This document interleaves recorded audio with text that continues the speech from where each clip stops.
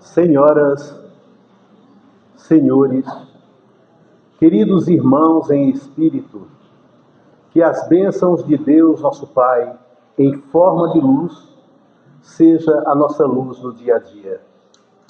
E que o nosso Mestre Jesus, o benfeitor incomparável de nossas vidas e amigo incondicional de todas as horas, nos envolva com a sua infinita e misericordiosa paz.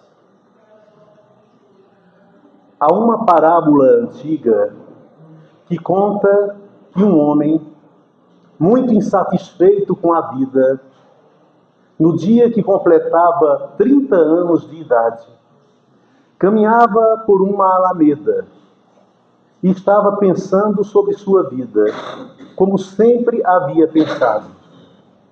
A sua vida até então não havia sido uma vida muito boa.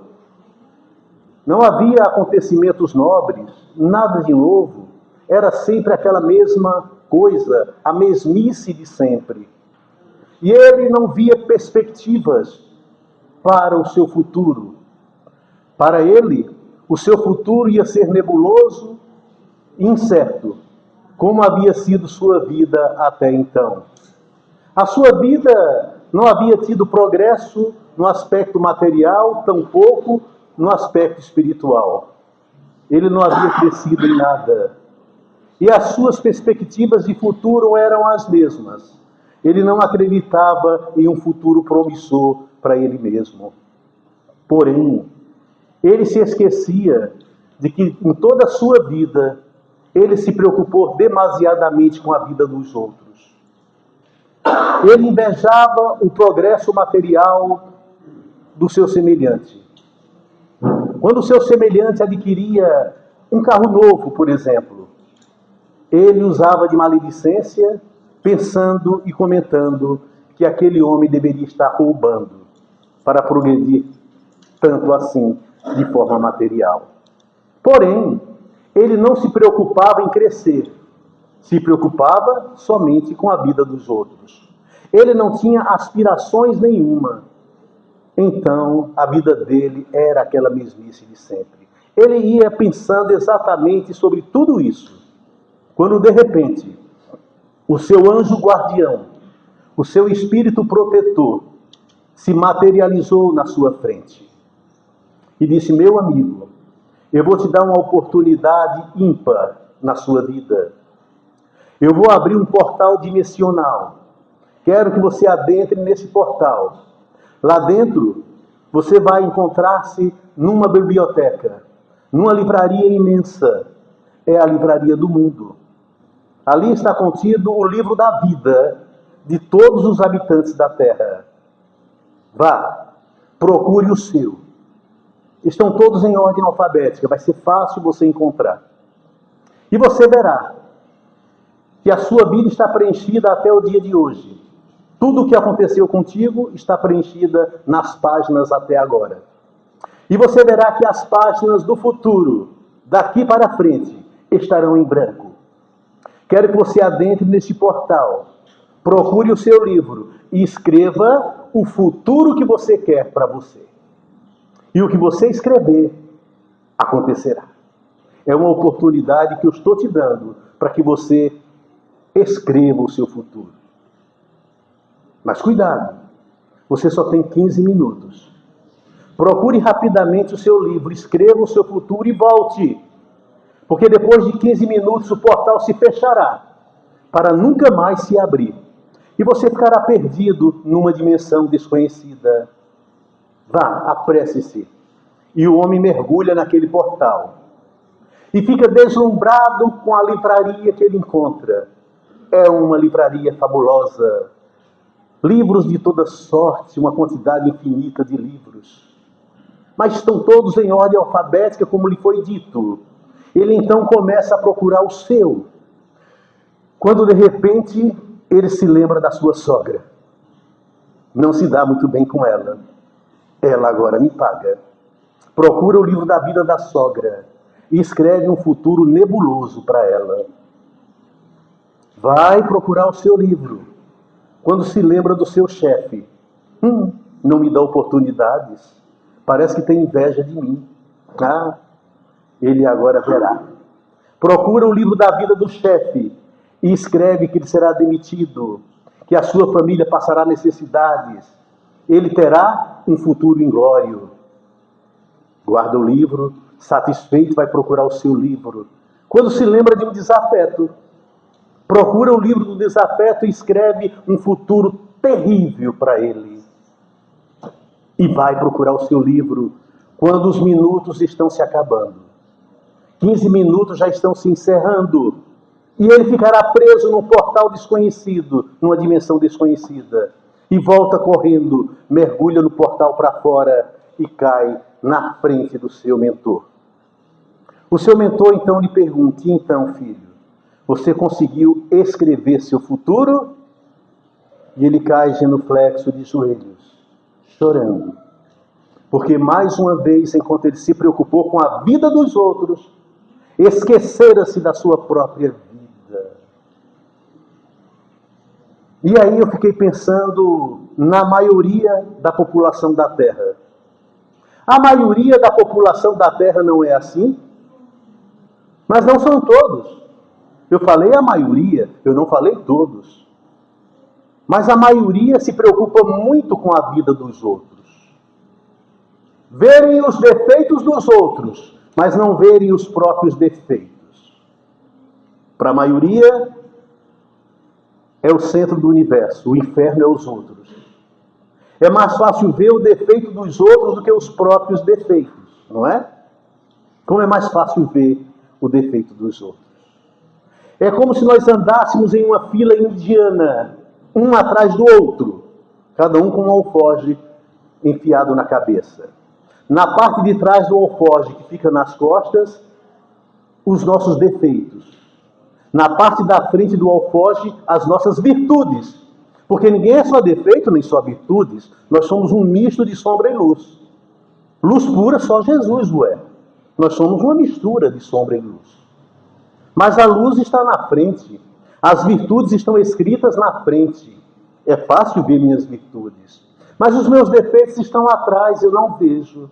Mas como andamos em uma fila indiana, um atrás do outro, eu vejo o defeito estampado nas costas do próximo. É muito mais fácil ver o defeito dos outros do que os nossos. Mas cuidado, porque a psicologia moderna fala de projeção. Quando eu vejo um defeito no outro, é porque eu estou projetando para o outro aquilo que às vezes eu sou, não suporto em mim e projeto para o outro. O que eu sou e não suporto, escondo aquilo de mim mesmo, coloco para debaixo do tapete de Jung, eu projeto para o próximo. Aí passo a ver o defeito do outro. É porque há identificação. Vejam que Chico Xavier nunca via defeito em ninguém. Nunca via, só via o lado bom. Quando alguém ia falar mal para Chico Xavier de alguém, ele colocava panos quentes. Não, minha irmã, mas veja a vida que ele leva. A vida dele não é fácil. Então Chico Xavier estava sempre vendo o lado bom das pessoas, porque Chico Xavier só tinha lado bom. Chico Xavier só tinha lado bom. Então é preciso tomar cuidado com o defeito que vemos nos outros. Olhemos para nós mesmos. Por quê, meus amados? Se eu começar a ver os defeitos que vocês têm, eu acho que vocês têm. Eu não vou gostar do que vejo, porque ninguém gosta do que não é bom. Se vocês começarem a olhar os meus defeitos, vocês vão me odiar. São muitos. Então o segredo, segundo a doutrina espírita, é que olhemos as virtudes que o próximo já desenvolveu, para que gostemos do que vemos. Porque aí vamos nos amar. E que eu olhe os meus defeitos, no intuito de combatê-los. Essa é a ordem certa. Que eu veja as virtudes de vocês para gostar do que vejo, e os meus defeitos com o objetivo de combatê-los. Mas é mais fácil ver o defeito dos outros, como o rapaz da parábola, como o rapaz da história. Mas é impressionante como quando a gente vê no outro, a gente tem na gente maior e não vê. Como aquelas 3 velhinhas que tomavam chá da tarde juntas, ora na casa de uma, ora na casa do outro. Bem velhinhas mesmo, quase perto dos 100 anos. Quando de repente, em uma tarde dessas, uma delas falou assim: eu estou preocupada comigo. As outras duas perguntaram: por quê? Ela disse, porque ontem eu estava com a vassoura no meio da casa. Eu não sabia se eu ia começar a varrer ou se tinha terminado. Quando a gente conta uma mazela para alguém, abre coragem para que o outro também fale, não é isso? Por isso que eu participo até hoje, há mais de 30 anos, de grupos terapêuticos, terapia de grupo, onde a gente se nivela por baixo. Ninguém conta vantagem, para poder dar vantagem para que o outro também se abra. Quando ela disse isso, deu coragem para a outra. E a outra disse, eu também estou preocupada comigo. As outras duas perguntaram por quê? Ela disse, porque ontem eu estava de camisola perto da cama e eu não sabia se eu ia deitar ou se tinha levantado. Aí a dona da casa disse, nossa, vocês estão esclerosadas mesmo, hein? Ainda bem que eu não estou igual a vocês. E isso, olha, e bateu na madeira 3 vezes imediatamente. Espera aí que eu vou ver quem está batendo na porta. Quem estava pior? A dona da casa. Mas é mais fácil ver o defeito dos outros. Imaginem, um homem liga para o médico e fala, doutor, eu quero marcar uma consulta para minha esposa. Eu falo, é mesmo? O que é que ela tem? Ah, ela está surda. Ela não escuta. Então tá bom, vamos agendar a consulta, só que faça um teste com ela. Porque quando o senhor vier acompanhando-a na consulta, me diga a que distância que ela está ouvindo, para que eu passe a medicação certa. Tá bom, como é que eu faço isso, doutor? Fale na retaguarda, sem ela estar te vendo. Se ela não ouvir, você vai se aproximando, até ela te ouvir. Quando ela te ouvir, você mede mais ou menos a distância e me fala no dia. Tá bom. Ele chega em casa, a sua esposa está fazendo a janta na ampla cozinha que eles têm, ele quer fazer o teste naquela hora. Aí adentra na cozinha e pergunta, amor, o que temos para janta? Silêncio. Ele dá 2 passos na direção dela e repete a pergunta, amor, o que temos para janta? Silêncio. Ele dá 2 passos novamente, pela 3ª vez ele pergunta, amor, o que temos para janta? Silêncio. Ele chega mais ou menos perto dela e pergunta pela 4ª vez, amor, o que temos para janta? Ela disse, raios, amor, já é a 4ª vez que eu respondo, é frango. Quem que estava precisando do médico? É ele. Mas é mais fácil ver o defeito dos outros. Essa é a tal da projeção, que a psicologia fala-nos tanto. A gente precisa tomar cuidado com isso. E olhemos as virtudes que você já tem. Nós somos um misto de sombra e luz. Todo mundo é sombra e luz. A gente precisa olhar a bondade, as virtudes que o outro já desenvolveu, para que não sejamos maledicentes, para que sejamos benevolentes com o próximo. Aí eu estava lendo o Sermão da Montanha, que eu amo. Eu amo. Que Mahatma Gandhi diz que se perdessem todos os livros sagrados da humanidade, todos, e ficasse somente o Sermão da Montanha, não havíamos perdido nada, nada. E Kardec, que era inteligente, pegou o Sermão da Montanha, capítulos 5, 6 e 7 de Mateus, e transformou no Evangelho segundo o Espiritismo. O Sermão da Montanha está todo no Evangelho segundo o Espiritismo. Sabe por quê? Porque o Sermão da Montanha é o ensinamento moral do Cristo. Moral. A vida de Jesus pode ser dividida em 5 partes. Os atos comuns da vida dele, as palavras que deram origem aos dogmas, os milagres, as profecias e a moral. Se as primeiras 4 partes podem ser discutidas, a moral de Jesus é imbatível, não dá para discutir. Não há um outro ensinamento moral melhor no universo do que o ensinamento de Jesus, que é a moral que o Espiritismo ensina. No Sermão da Montanha. Capítulo 5, 6 e 7 de Mateus. E eu estou no capítulo 7. Quando de repente Jesus me chama de hipócrita. Eu vesti a carapuça. Porque Jesus diz assim, hipócrita, como é que você vê o cisco no olho do seu irmão e não vê a trave que tem no seu? Hipócrita, tire a trave do seu olho primeiro, para poder ajudar o seu irmão a tirar o cisco do olho dele. Não é assim a humanidade? Já pensou? Se eu faço atendimento fraterno no centro espírita, mas eu sou todo errado na vida e todos conhecem a minha trajetória, a minha vida, qual é o exemplo que eu vou dar? Qual é o conselho que eu vou dar se eu não tirei a própria trave do olho? Então há necessidade de nos melhorarmos para ajudarmos o próximo. Por isso que a doutrina espírita fala-nos tanto em reforma íntima. Nós precisamos fazer reforma íntima para poder dar o melhor que há em nós. E no capítulo 6 de Mateus, no Sermão da Montanha, Jesus fala assim, olha o que ele fala. Se os seus olhos forem bons, todo o seu corpo será luz. Mas se os seus olhos forem maus, todo o seu corpo será trevas. Olha, já ouviram dizer que os olhos são as janelas da alma? Eu me revelo no meu olhar.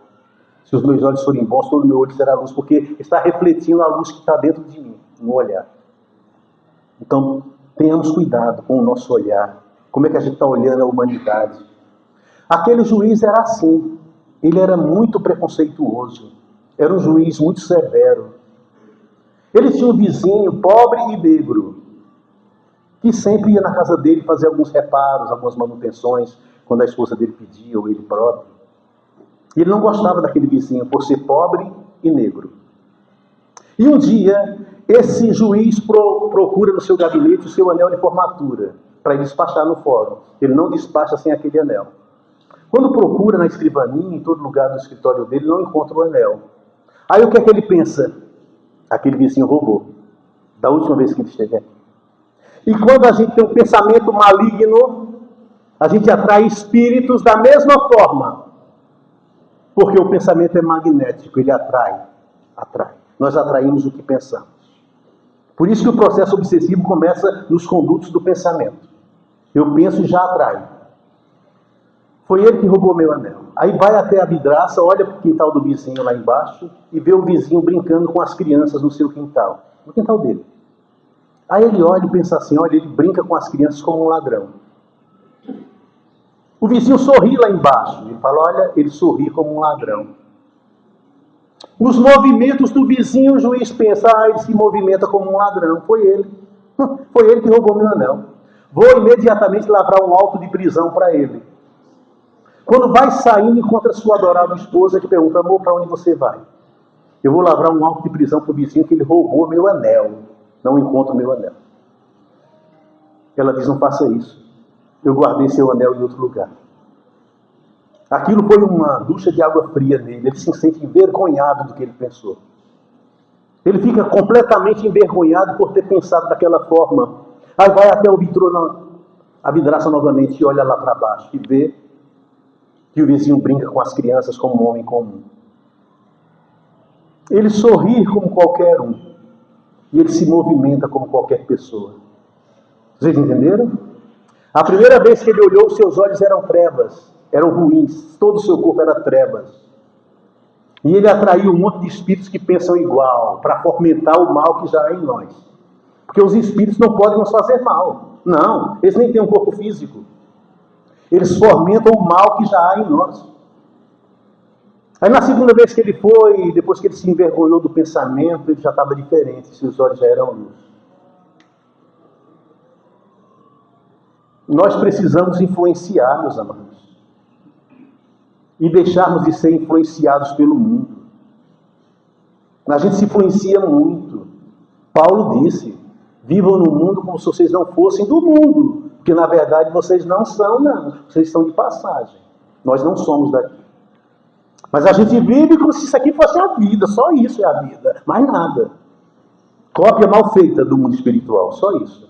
E a gente pensa que é a vida. E a gente se influencia. E não influenciamos no bem. Como pediu Francisco de Assis. E Paulo Alexandre cantou agora há pouco. Que eu seja instrumento de Deus por onde eu andar. Que eu seja instrumento da paz de Deus. Para influenciar. Mas eu sou influenciado. Vejam como é que está o mundo. De 100 anos para cá, multiplicou-se a população da Terra em 4 vezes. Vocês já pensaram por quê? Por que será que a população dobrou tanto se os pais não querem ter mais filhos? É 1 ou 2 no máximo. Não é como minha mãe que teve 7. Hoje não. E como é que a população cresceu tanto? Vocês já pararam para pensar? A Terra está em transição. Espíritos dos umbrais, das regiões de sofrimento, estão tendo a oportunidade de ver que Deus é bom, para provar que mudaram, que merecem herdar a terra, como Jesus disse na bem-aventurança, os mansos herdarão a terra. Mas chegam aqui, se esquecem e caem nos mesmos erros, retorno e recorrência. A terra está passando por uma transição e a gente está se deixando influenciar por isso. Dizem que a violência está grande, a gente tem medo. Mal baixamos um vidro no automóvel, no farol, com medo. Pode ser assalto. Esses programas televisivos que sai sangue, nos mete medo, nos influenciam. Só que, meus amados, existe muito mais bem no planeta do que mal. Só que o mal faz um barulho danado e a gente tem medo. A gente tem medo. Não sejamos influenciados, senão a gente fica endurecidos. A gente fica sem sensibilidade. Conta-se que uma mulher encontrou com uma outra na rua, amiga. E a outra falou: olha, amiga, soube que você casou há um tempo atrás, como é que está o casamento? Ela disse: não estou mais casada, estou viúva. Meu marido morreu. Nossa, é mesmo? Que pena. Como foi isso? Ela disse: eu pedi para que ele fosse comprar açúcar no mercado de manhã, porque faltou açúcar para a gente fazer o café de manhã, e ele foi. E na ida ele foi atropelado por um ônibus e morreu, na hora. É mesmo, amiga? Que pena. O que você fez o quê? Ela disse: tomei café sem açúcar mesmo. Não está assim? Está desse jeito. Então nós espíritas, que somos espíritas cristãos, precisamos ser assim. Nós não somos daqui, meus amados. Nós não somos daqui. Nós devemos dar exemplo. Mas como é mais fácil dizer eu sou cristão? Não é bonito? Eu sou cristão, sou espírita cristão. Mas será que eu sou mesmo? Será que eu ajo de acordo? Porque o próprio Jesus disse: nem todos aqueles que clamam ao Senhor, Senhor, será salvo, mas aqueles que fazem a vontade do Pai. Aí eu encontrei na Bíblia várias partes da Bíblia que eu adoro, desde criança, onde eu estou aqui para fazer a vontade de Deus. A minha também, é claro, porque eu sou gente, mas fazer sobretudo a vontade de Deus. Jesus disse: bem-aventurados aqueles que fazem a vontade de Deus, buscai o reino de Deus, sua justiça, as demais coisas virão como acréscimo. Essa é a ordem certa. Eu busco as demais coisas primeiro, o reino de Deus, sua justiça, que venha depois. No Pai Nosso mesmo, me ensina a fazer a vontade de Deus. Seja feita a tua vontade, não é isso? Assim na terra como no céu. No Getsêmani, quando ele chorava lágrimas de sangue, ele diz: Pai, afasta de mim esse cálice, mas seja feita a tua vontade. Paulo disse aos Romanos, no capítulo 8, não vos conformeis com o mundo, mas transformai-vos pela renovação da vossa mente, para entender qual é a boa, perfeita e agradável vontade de Deus. A vontade de Deus, mas eu só faço a minha. A vontade de Deus é boa, perfeita e agradável, como disse Paulo, mas eu só faço a minha. Porque é a vontade do egoísmo, a vontade do orgulho. Dois grandes flagelos que nos manipulam, diz a doutrina espírita. Os dois grandes flagelos da humanidade é o orgulho e o egoísmo, que via de regra nós somos conduzidos por ele. Não é? Meus amados, Mahatma Gandhi, a quem eu me referi agora há pouco, o grande sábio, que um homem sábio da época disse que no futuro a humanidade nunca ia entender como passou pela Terra um homem tão santo como Mahatma Gandhi. E mal se fala dele, da santidade dele, da pacificação, que libertou a Índia do jugo inglês sem dar um tiro, ganhou o Prêmio Nobel da Paz. Mahatma Gandhi, que disse que se perdesse os livros sagrados, ficasse só bem o Sermão da Montanha, não havíamos perdido nada. Ele tinha um fã. Era um jovem que era fã incondicional de Gandhi. Gandhi, para aquele jovem, era o ídolo dele. Ele admirava demais Gandhi.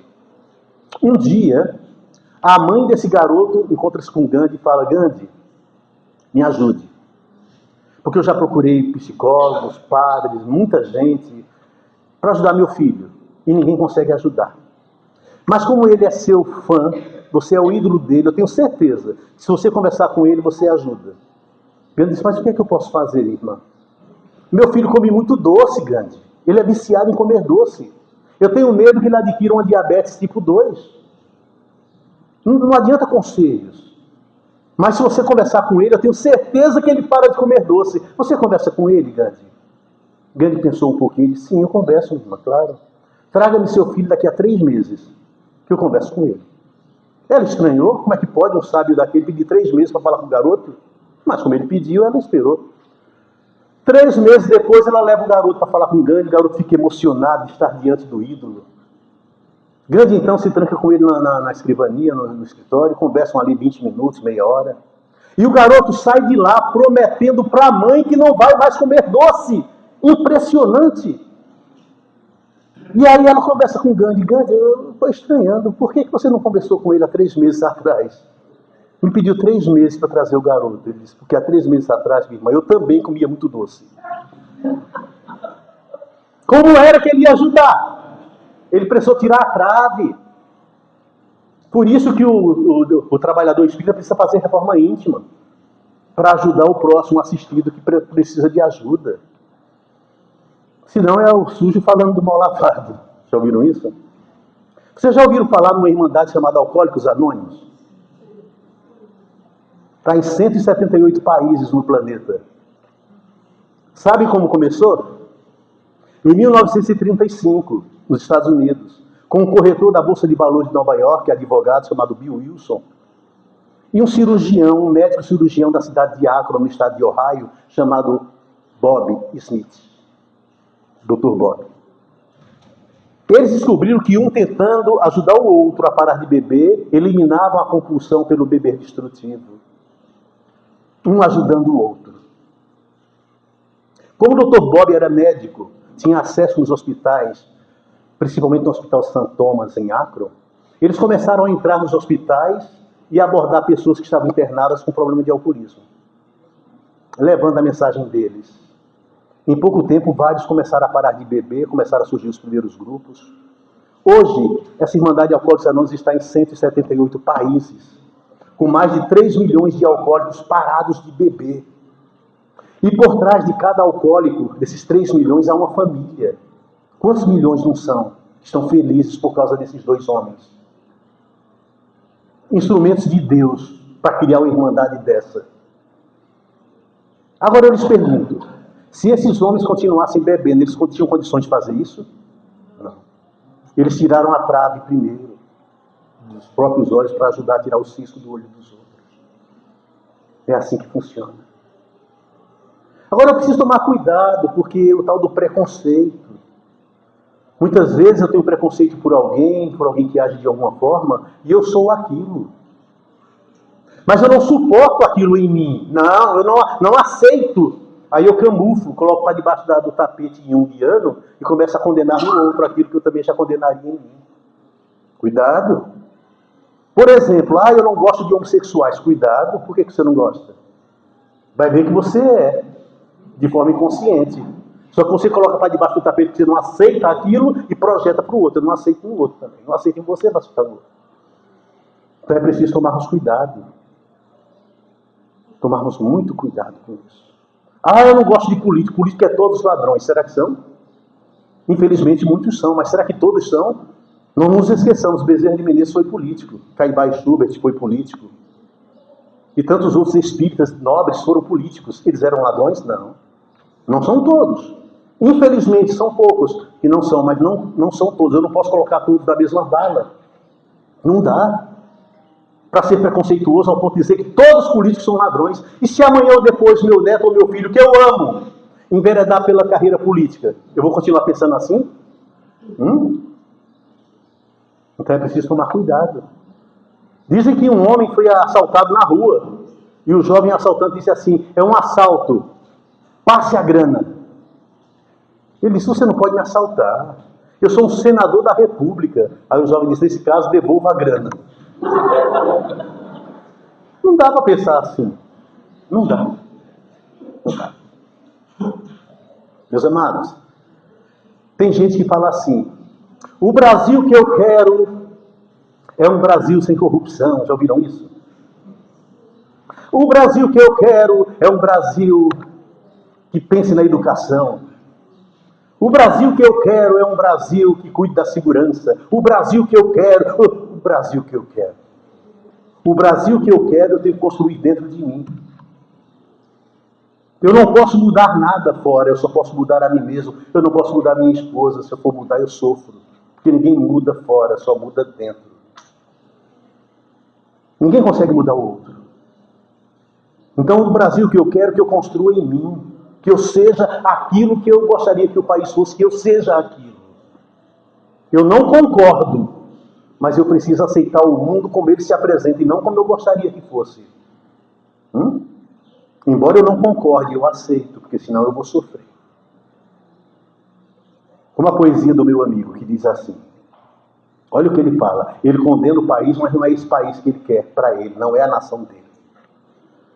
Um país que crianças elimina e não ouve o clamor dos esquecidos, onde nunca os humildes são ouvidos e uma elite sem Deus é quem domina, que permite um estupro em cada esquina e a certeza da dúvida infeliz, onde quem tem razão baixa serviço e massacra seu negro e a mulher, pode ser o país de quem quiser, mas não é com certeza o meu país.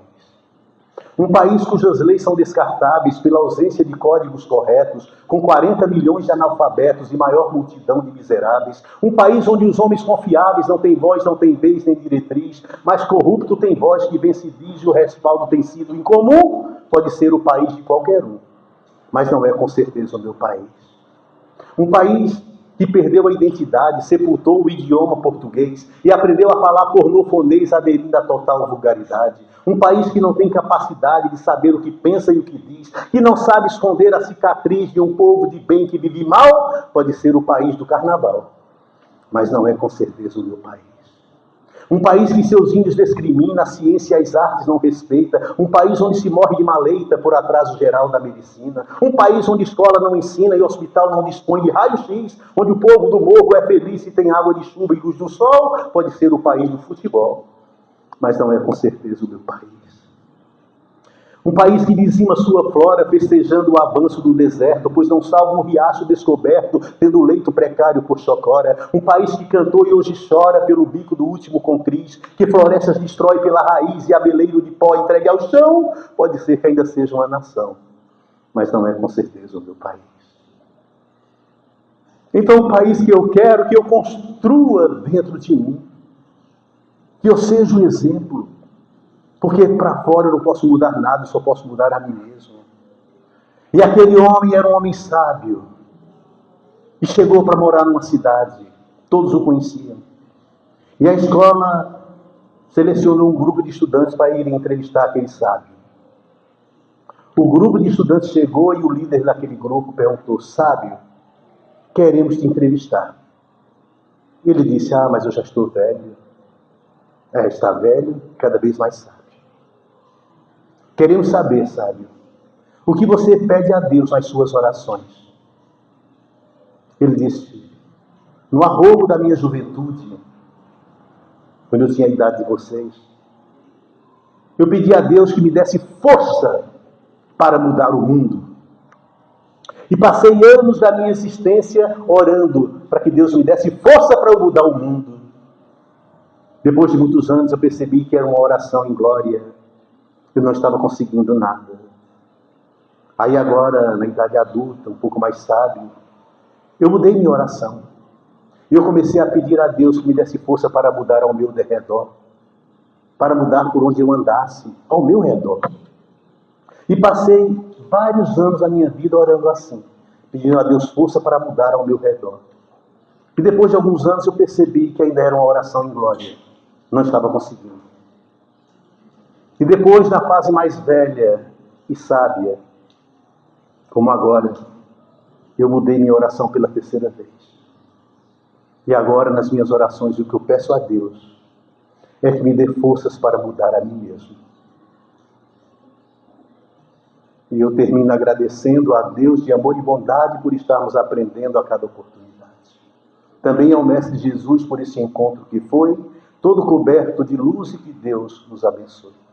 E abençoe vocês por isso, por esses momentos bons, que a paz e o amor do Cristo fiquem em nossos corações, para que felizes sejamos nesta vida de labor, que em nós desenvolvamos a sabedoria e o amor. E que estas duas asas, da sabedoria e do amor, nos façam seres felizes de encontro ao Criador. Obrigado pela atenção e todos os votos meus é que até o próximo encontro fiquem todos na paz de Deus. Muito obrigado.